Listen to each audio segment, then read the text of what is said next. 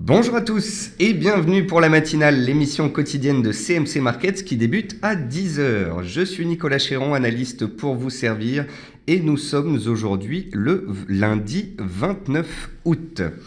Nous sommes actuellement dans la 35e semaine de l'année 2016. Historiquement, c'est une semaine volatile avec un retour des opérateurs de la période estivale. Ce vendredi, nous allons en plus avoir le NFP du mois de septembre. C'est la raison pour laquelle j'ai nommé la matinale du jour une semaine cruciale. C'est le retour de la volatilité des opérateurs. On va avoir des publications fondamentales en fin de semaine. On va voir si les indices restent résilients ou si au contraire, comme vendredi, une certaine pression baissière vient désormais peser sur ces derniers. Et puis on va également étudier le dollar américain. Je vous avais expliqué la semaine passée que le dollar n'avait peut-être pas dit son dernier mot. Or, le dollar américain est très nettement reparti à la hausse vendredi, pesant ainsi sur les matières premières et les devises en dollars, et nous allons donc pouvoir en discuter dans cette matinale. Bienvenue à tous, et je salue également tous ceux qui regardent la version enregistrée sur YouTube. Je serai absent pour les 2 semaines à venir, puisque je pars en vacances. Néanmoins, notez que mes collègues de CMC Markets réaliseront la matinale pendant mon absence. Comme tous les matins, voici un avertissement sur les risques concernant le caractère purement informatif de cette présentation et les CFD. Je vous invite à en prendre note. Vous pouvez, comme tous les matins, utiliser les fonctions de chat et de questions-réponses en haut de votre écran pour pouvoir converser avec moi. Comme tous les matins, nous allons voir ensemble les actualités marché, macro, actions, les statistiques économiques passées et à venir, une figure graphique reconnue par la plateforme de CMC Markets et bien évidemment, je répondrai à vos éventuelles questions. Alors, en termes d'actualité marché, le S&P 500 a clôturé de justesse dans son range 2168-2194 points. On avait vu la semaine dernière que le S&P avait fait un double échec sous les 2194 points. On avait vu qu'il commençait à reculer en direction des supports en milieu de semaine. Et puis, vendredi, le S&P s'est fait une frayeur. Il a réussi à clôturer dans son range, mais il est de nouveau sous pression ce jour, donc attention à une éventuelle sortie de range par le bas. Ce serait un changement d'état d'esprit sur les marchés qui sont haussiers depuis le Brexit, donc depuis la fin du mois de juin. Nous pourrions en effet avoir une période estivale de hausse pendant 2 mois, à la suite de laquelle une correction baissière pourrait potentiellement se mettre en place. Le CAC et le DAX sont stables ce matin, on est allé vers les résistances, on revient actuellement sur les supports, on est toujours enfermé dans des ranges de la semaine passée et on fera attention à cet éventuel changement de rythme des marchés. Si les supports cassent, prenez-en bien note, et bien alors on aurait une consolidation un peu plus profonde. Le Volatility Index échéance septembre évolue sous 15,4 points. Il est neutre pour le moment, mais il est à noter que cela fait 15 jours qu'il n'inscrit plus de nouveaux plus bas. Il reste en période de complaisance, mais attention, il est remonté progressivement ces dernières séances sous les 15,4 points. Et si on venait à accélérer nettement au-dessus de cette résistance, cela signifierait que la volatilité augmente et cela serait potentiellement synonyme d'une consolidation appuyée sur les indices. Le pétrole Brent a créé un range entre 48,5 et 51 $, dont la sortie sera déterminante. Les cours du Brent sont venus de nouveau s'approcher des 51 $ en fin de semaine passée, mais les acheteurs ne sont pas passés. Tout comme sur les indices, on a donc un range de court terme qui s'est formé et il faudra objectivement en noter une éventuelle sortie. Et puis, on notera également que le dollar a cassé les 95 points à la hausse, mais il devra confirmer son retournement haussier cette semaine. Donc pour l'instant, on avait vu ensemble que le dollar était haussier depuis le début du mois d'août. Donc nous avons eu pratiquement 3-4 semaines consécutives de baisse. On est revenu sur les 94,50 points. On a vu ensemble la semaine dernière que le dollar pliait mais ne rompait pas. Eh bien le dollar s'est retourné à la hausse, pesant ainsi sur les matières premières et les paires en dollars. Ce retournement devra être confirmé et si il se confirme, eh bien évidemment, on aura plus de baisse sur les paires en dollars. Côté actualité macroéconomique, la Fed a annoncé que les arguments en faveur d'un relèvement des taux d'intérêt se sont renforcés au cours des derniers mois, mais pour autant, Janet Yellen ne nous a pas donné de date sur une possible hausse de taux. Les opérateurs spéculent très peu sur une hausse de taux au mois de septembre, dont la probabilité reste autour des 20-30%. Par contre, il faut noter que les futurs sur les Fed Funds intègrent désormais une probabilité de 58% d'une remontée des taux avant la fin de l'année, c'est-à-dire potentiellement pour la réunion de décembre. Donc tout comme en 2015, la Fed a patienté toute l'année avant de monter les taux symboliquement une fois en décembre 2015, eh bien ça pourrait être la même chose cette année. La Fed est piégée par ses engagements. Elle nous a dit cette année qu'elle remonterait ses taux.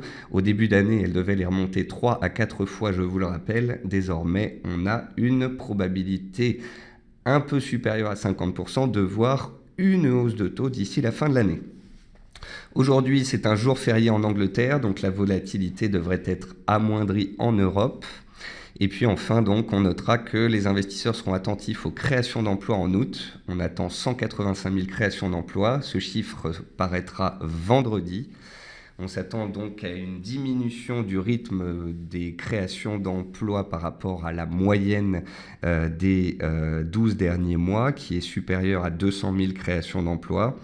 C'est un chiffre d'importance, ce sera donc vendredi le 2 septembre et ça correspond vraiment à la période de la rentrée, le retour de la volatilité et des investisseurs sur les marchés. Donc en fin de semaine, c'est ce catalyseur du NFP qui viendra confirmer ou non la probabilité d'une hausse de taux d'ici la fin de l'année et cela aura bien évidemment un impact fort sur le dollar américain. Côté entreprise, Alstom a signé un contrat pour construire 28 nouveaux trains à grande vitesse pour Amtrak aux USA. Donc le titre était ce matin en tête du CAC 40 à près de 3% de hausse. Gemalto lance ce jour la première montre connectée équipée d'une carte SIM intégrée avec téléphone Italia en Italie. Prada entrevoit une reprise en 2017, le titre gagne plus de 10% ce matin, je l'ai vu en hausse de plus 14%, et puis Altran annonce avoir finalisé les acquisitions des sociétés américaines Synapse et Loïca. Vous pouvez noter que, mis à part ArcelorMittal, dans les matériaux de base qui baissent de 3%, eh bien, les baisses sont inférieures à 1%. Donc on a globalement quand même des prises de bénéfices, peu de titres en hausse, des titres en baisse de près de 1%. C'est pas de la forte aversion au risque, mais on voit bien qu'on n'est pas non plus dans un début de semaine où les acheteurs caracolent en tête. Donc attention, le marché action reste sous pression. Côté statistiques passées, la révision du PIB US du deuxième trimestre est ressortie en ligne à 1,1% vendredi. La révision du PIB anglais du deuxième trimestre est ressortie en ligne à 0,6%. Et puis vendredi, le sentiment des consommateurs US est ressorti à 89,8 en dessous des 90,6 attendus. Ce jour, à 14h30, on aura l'indice de la consommation individuelle aux États-Unis. C'est la seule statistique du jour. Sinon, on notera que dans la nuit, on aura le ratio de demandeurs d'emploi qui sera publié au Japon. Et puis, pour finir cette présentation, voici donc une figure graphique reconnue par la plateforme de CMC Market. Il s'agit d'un triangle noté 4 sur 5 sur le titre Eramet. Eramet, on avait vu ensemble déjà la semaine dernière, jeudi dernier, que le titre cassait sa dynamique haussière de court terme. Et Eramet est dans le secteur des matériaux de base et vous avez vu que la plus forte baisse du CAC ce matin, c'était ArcelorMittal. C'est donc les matériaux de base qui sont attaqués. Le titre Eramet est ici dans un triangle dont il faudra confirmer la sortie en clôture. Actuellement, on n'a pas encore clôturé en dehors de ce triangle, mais on est potentiellement en train d'en sortir par le bas. Donc si d'ici ce soir, on arrive à clôturer au-dessus des 33 in extremis et à rester dans le triangle, le suspense resterait à son comble. Par contre, attention, si on clôture sous ce triangle, on valide le fait que la semaine dernière, le trend a changé et alors les vendeurs pourraient appuyer plus sérieusement sur le titre. On va passer sur la plateforme de CMC Market. C'est comme tous les matins, on va débuter avec les indices boursiers. Donc voilà le S&P 500. Le S&P 500 est haussier en données mensuelles et en données hebdomadaires. Par contre, on avait vu ensemble que la semaine dernière, il était passé neutre dans un range entre 2168 points et 2194 points. Vous pouvez voir que vendredi, on s'est fait une frayeur, on a failli sortir du range par le bas, puis on est venu prendre appui sur les 2160 points. Ici, la zone des 2158-2160 points a été très travaillée à la fin du mois de juillet, au début du mois d'août, et c'est un support clé. Donc si on casse les 2168 en cours de clôture, cela renforce le fait qu'à court terme, les acheteurs perdent la main et on pourrait de nouveau revenir vers les 2158-160.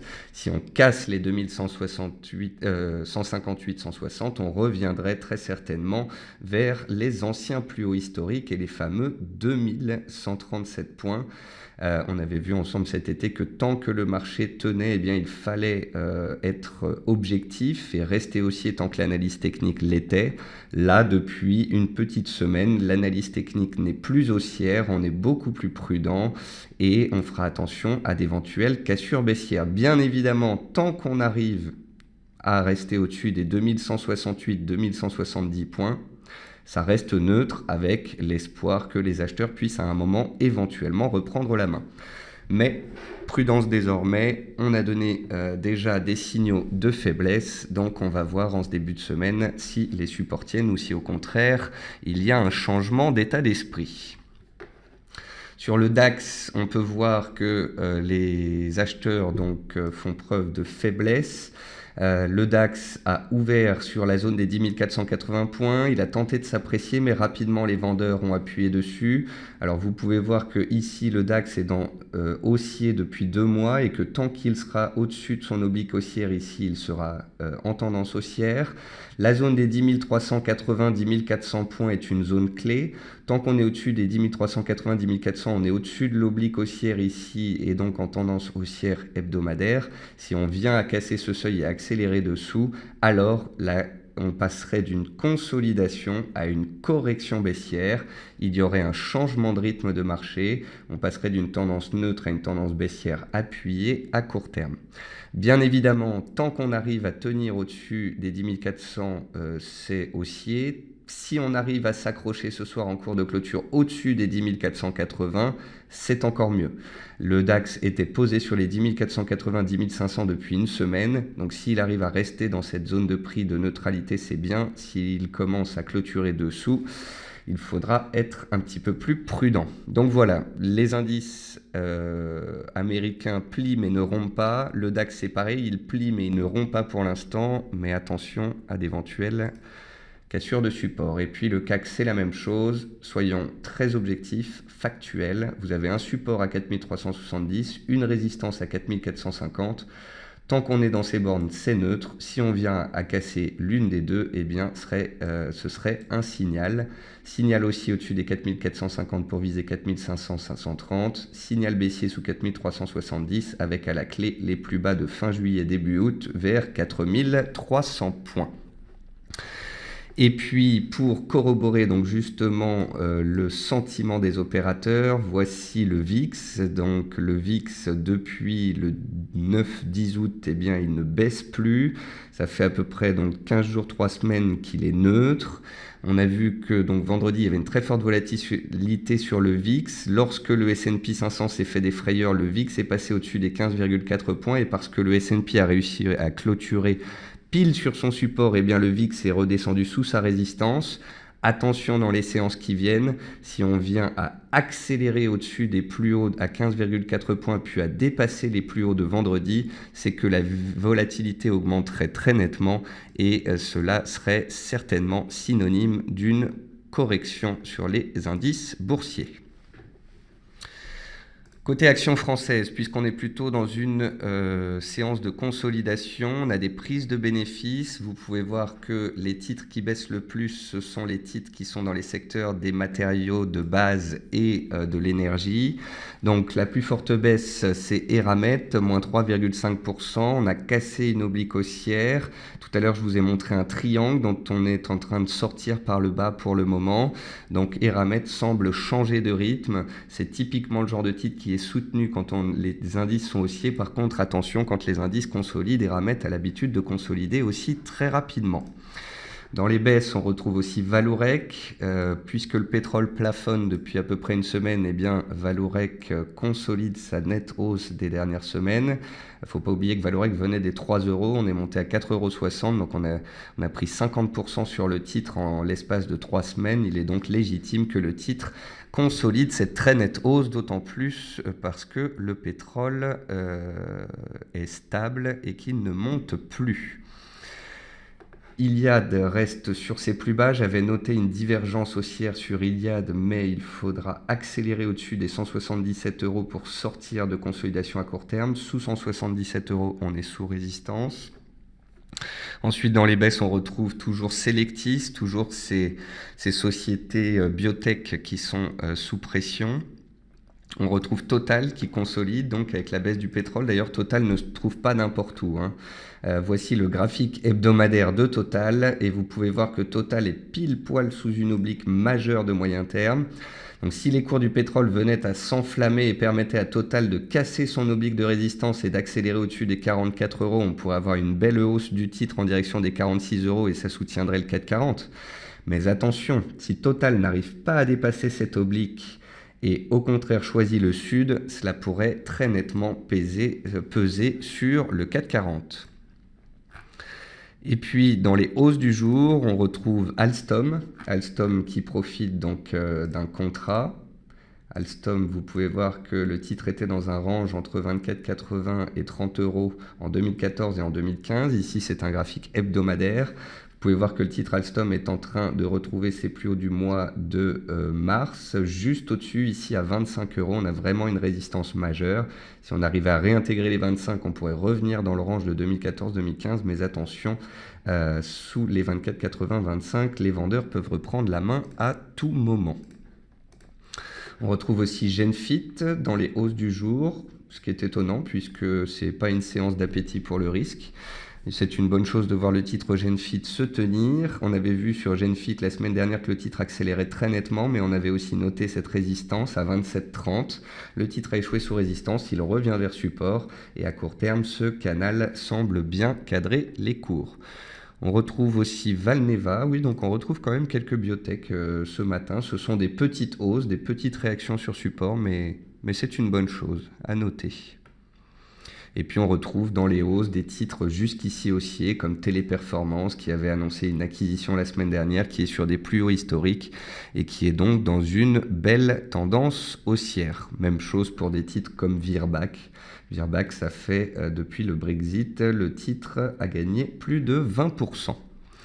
Donc voilà pour les indices. En consolidation, on n'a pas donné de signaux, mais on fait attention. Si les supports cassent, on aura enfin les consolidations que certains ont attendues tout l'été. Cela, on verra si c'est corroboré par le VIX. Concernant les actions, souvenez-vous, quand le pétrole est sous pression et les métaux consolident généralement, les matériaux de base et les pétrolières donc, sont sous pression. Quand vous voyez les bancaires et l'automobile en hausse, eh bien, vous pouvez penser qu'on est dans une séance d'appétit pour le risque. On va faire un tour sur toutes les matières premières. Donc sur le blé, c'est très décevant puisque le blé est parti la semaine dernière, dès le début de la semaine, il est parti à la baisse, il a accéléré, il a violemment cassé son support mensuel des 400 cents. Donc, à moins de reprendre 20 $ ce jour et de clôturer pile poil au-dessus des 400 cents pour sa clôture mensuelle, il se pourrait donc que le blé casse son oblique de soutien qui passe par tous les plus bas depuis 2002, 2003, 2004 et venait passer ici par cette zone de prix d'importance. Les cours du blé, c'est comme les cours du maïs, c'est baissier, on a cassé des supports. Donc j'attendrai de voir si à un moment donné on a un retournement de tendance, des configurations attractives qui laisseraient sous-entendre que la hausse pourrait être possible. Mais en tous les cas, alors que les cours du blé ont tenu leur support tout l'été, eh bien en cette fin de période estivale, ces derniers ont cédé. Ça, c'est le Brent. Le Brent, j'ai écrit une analyse dessus. Vous avez une résistance à 51, un support à 48,30. Si on casse les 51, c'est que les acheteurs prennent la main, c'est que les stocks potentiellement sont en baisse cette semaine et qu'on va vers les plus hauts annuels à 52,50 et au-dessus de ce seuil, on pourrait connaître une belle accélération. Mais attention, si le dollar se reprend, s'il n'y a pas d'appétit pour le risque sur les indices, si les stocks sont de nouveau élevés, eh bien les cours du pétrole sous les 48,30 pourraient consolider un peu plus nettement. Donc attention, on est dans un range de court terme, il peut y avoir de la volatilité dedans, tout comme sur les indices, on attendra une cassure pour avoir le tempo pour la suite. Concernant l'avoine, puisque le blé et le maïs sont partis à la baisse, l'avoine est sous pression également.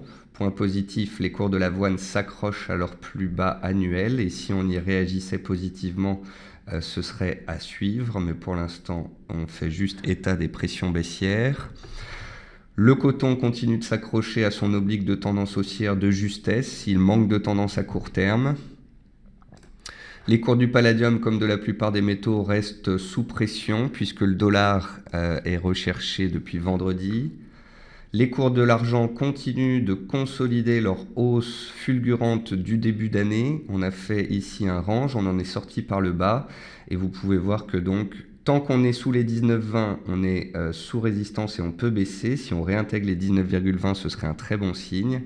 À la baisse, on pourrait progressivement revenir vers les 17,80, 18 $. On reviendrait alors sur un niveau d'importance et on verrait alors sur ce niveau si des réactions se font. Concernant l'or, la situation n'est pas très claire parce que les indices étaient haussiers, parce que le dollar vendredi a été sous pression et est parti à la hausse, je veux dire, les cours de l'or ont été sous pression, mais parce que les indices sont en train de plier, eh bien l'or pourrait être de nouveau recherché. Donc là, j'ai du mal à savoir si la hausse du dollar va perdurer et faire pression sur les cours ou si au contraire, la baisse des indices va réveiller les cours de l'or. Ce que je peux constater, c'est qu'on est dans une tendance haussière de fond, c'est qu'on est dans un triangle à court terme et qu'on s'est accroché à ce triangle jeudi, vendredi et encore ce matin. Donc tant qu'on est au-dessus des 1312, 1315, les plus hauts ici de la fin du mois de juillet et qu'on ne casse pas nettement cet oblique, la borne basse du triangle, eh bien il sera difficile d'envisager la baisse. Donc j'avais écrit un papier il y a 10 jours dans lequel j'expliquais qu'un contre-pied baissier pourrait avoir lieu sur l'or, c'est ce qui s'est passé, on a perdu 45 $. Mais de là à avoir plus de baisse, tout dépendra, car si les indices boursiers venaient à casser des supports, eh bien l'or pourrait tout de même bien tenir. Donc voilà, le contre-pied a eu lieu, mais pour la suite, ce n'est pas évident. Les cours du sucre, ils sont toujours haussiers à moyen terme et dans un range à court terme. Les cours du jus d'orange toujours dans leur période de stabilisation.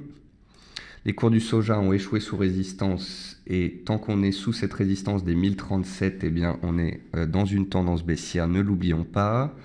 Les cours du riz sont revenus vers une zone intermédiaire de support, mais comme je vous l'ai expliqué, je vais attendre des niveaux hebdomadaires. Donc soit une cassure des 10,45, 10,50 et de l'oblique baissière ici, auquel cas on pourrait connaître un nouveau mouvement haussier, soit un retour vers le support majeur. Si on réagit positivement sur le support comme on l'a fait au début du mois d'août, eh bien on pourra faire des stratégies haussières. Mais au cours actuel, je n'ai pas grand-chose à vous dire. Les cours du gaz naturel restent bien recherchés, on est repassé de support à résistance, on est, vous le voyez, sous les plus hauts annuels, sous une zone de prix d'importance, les 2,90, 2,92. Si cette semaine les cours arrivent à casser cette résistance, eh bien on pourra aller chercher la résistance suivante à 3,10. Si on échoue sous résistance, on pourrait connaître une consolidation après cette hausse récente. Tout dépendra très certainement des stocks publiés jeudi. Et puis le maïs. Le maïs est de retour sur ses plus bas annuels. Il est de retour sur son support de 2014. Les vendeurs ont gardé la main la semaine dernière. Tant que le dollar est haussier à court terme, ça fait pression sur les prix. Donc voilà, on verra l'avoine, le blé, le maïs. Si des réactions haussières violentes se font, eh bien peut-être qu'on s'y intéressera de nouveau, mais à court terme, eh bien je me dois d'être factuel et pour l'instant l'analyse technique est baissière. Et puis pour finir avec les devises, eh bien les devises, que vous dire ? J'ai insisté la semaine dernière pour vous expliquer que parce que les États-Unis étaient dans une politique monétaire de hausse de taux, Janet Yellen ne pourrait pas dire autre chose que cela vendredi à Jackson Hole. C'est ce qu'elle a fait. Le dollar était dans une consolidation depuis à peu près la fin du mois de juillet, donc à peu près un petit mois. Donc voilà, le dollar a baissé, on est revenu sur support et la semaine dernière, je vous expliquais que tant qu'on était au-dessus des 94,20, enfin 94,20, tant qu'on était au-dessus de cette zone-là, une réaction haussière pourrait potentiellement naître. Vendredi, on a cassé les 95 points, c'était le signal à surveiller. On a clôturé largement au-dessus, validant la pertinence de ce signal. Aujourd'hui, de nouveau, on est positif. Donc bien évidemment, comme je vous l'ai expliqué, ce sera à confirmer. Vendredi, vous allez avoir la publication du NFP, donc des chiffres du chômage mensuel aux États-Unis, et cela va bien évidemment avoir un impact fort sur le dollar. Si les chiffres sont bons, le dollar pourrait de nouveau être recherché et continuer de s'apprécier. Si les chiffres sont très mauvais, eh bien de nouveau le dollar pourrait être sous pression. Donc, je vous avais expliqué que le dollar était susceptible de casser sa résistance, fondamentalement parlant. C'est ce qui s'est passé. On va voir ce que techniquement cela a engendré sur les paires en dollars. Donc ici, l'AUD-USD avait échoué sous résistance il y a 2 semaines. Je vous avais dit que tant qu'on était sous cette résistance hebdomadaire, il y avait un risque de revenir vers l'oblique de tendance, voire de la casser. Vendredi, avec la hausse du dollar, eh bien, on a cassé l'oblique de tendance sur l'AUD-USD. Néanmoins, comme je vous l'ai expliqué, il faudra rester sous cette oblique et il faudra confirmer la hausse du dollar et donc la baisse des paires en dollars pour pouvoir aller plus bas. Mais en tous les cas, voilà, le scénario baissier a pris le pas ici. Concernant l'euro-dollar, je vous avais écrit une analyse qui s'appelait « Piège haussier sur l'euro ». J'ai écrit cette analyse alors que nous étions à 1,13. Je vous expliquais qu'à 1,1350, on était sous la borne haute du canal haussier de moyen terme dans lequel l'euro évoluait jusqu'au Brexit. On a échoué sous les 1,1350. Vendredi, donc, lorsque Janet Yellen a parlé, il y a eu de la volatilité. On est remonté vers la résistance, on y a échoué, puis on est parti à la baisse. Donc voilà, le scénario haussier dollar et baissier sur les paires en dollars a pris le dessus. Même chose sur la livre était sous son oblique de résistance, elle y a échoué. Même chose sur le NZD qui était sous ses plus hauts annuels sous résistance, il y a échoué. Donc, je m'attendais, fondamentalement parlant, à un regain d'intérêt pour le dollar américain. Ce regain a eu lieu. Cela a eu un impact sur les paires du Forex. On a eu de belles baisses sur l'euro, l'AUD, la livre, le NZD contre le dollar.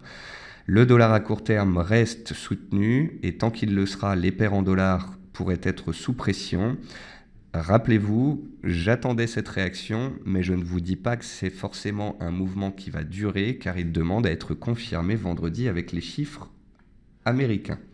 Et puis une paire aussi que j'aimais bien la semaine dernière et dont je vous avais parlé plusieurs fois, c'était l'USD CAD. L'USD CAD, il profitait du pétrole sous pression et d'un regain d'intérêt du dollar. Et l'USD CAD, suite au test des 1,28 la semaine dernière, il est désormais 200 points plus haut à 1,30. Enfin, à noter quand même un signal d'importance, c'est ce qui s'est passé sur l'USD Yen. On est dans une tendance baissière sur l'USD Yen. Le Yen gagne 25% depuis le début de l'année et pénalise fortement le Japon, les exportateurs, la bourse. Un point positif, c'est que Janet Yellen, en faisant remonter le dollar vendredi, a permis à l'USD Yen de redémarrer à la hausse et ainsi à la BOJ de souffler. Si à tout moment, dans les séances à venir, vous voyez l'USD Yen passer sous les 100 $, c'est un signal baissier fort, c'est une cassure de seuil psychologique et on pourrait ensuite voir à tout moment la BOJ intervenir sur le marché. Tant qu'on est au-dessus des 100 yens, c'est pas des dollars, c'est des yens, c'est 100 yens, eh bien à court terme, on est dans un rebond technique et si vendredi ou d'ici la fin de la semaine, le dollar devait continuer d'être recherché, eh bien ce rebond pourrait durer.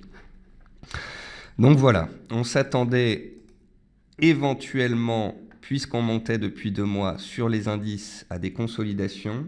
Les consolidations, on les a eues, puisqu'on a eu des prises de bénéfices ces 2 dernières semaines sur les indices européens. Est-ce que maintenant, les indices US vont à leur tour passer de tendance haussière à des consolidations baissières, auquel cas les indices européens passeraient de consolidation à des corrections. Nous allons le voir. Pour l'instant, les marchés restent soutenus. On n'a pas de cassure effective en cours de clôture, donc n'allons pas trop vite en besogne. Et c'est la même chose sur le dollar. On s'attendait à un contre-coup haussier du dollar. Il a eu lieu, il a eu son impact, mais ici aussi, on verra dans les séances à venir, avec le retour des opérateurs, des volumes, de la volatilité et des chiffres économiques, ce que le marché choisit comme option. Voilà, donc un point complet sur ces marchés. Je vous avais rédigé des analyses ces dernières semaines sur le dollar, sur l'euro, sur l'or, sur les indices. Tous ces scénarios ont pris forme et j'ai été très heureux de pouvoir passer tout l'été à commenter ces marchés haussiers aux États-Unis très objectivement.